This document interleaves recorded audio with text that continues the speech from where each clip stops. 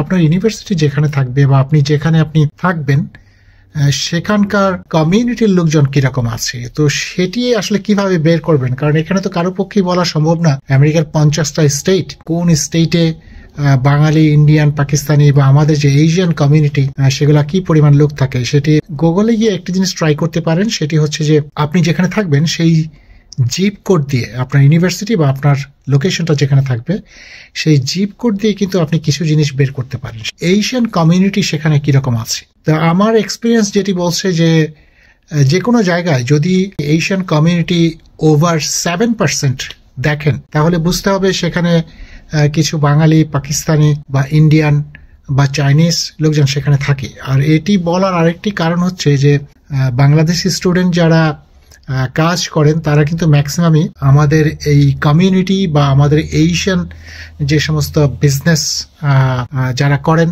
তাদের ওখানেই বিভিন্ন ধরনের কাজ, সেটা হতে পারে গ্রোসারি, সেটা হতে পারে আপনার গ্যাস স্টেশন যেটাকে আমরা পেট্রোল পাম্প বলি, বা সেটা হতে পারে কোনো রেস্টুরেন্ট। তো এই ধরনের প্রতিষ্ঠানগুলোতেই বেশি কাজ করে থাকেন।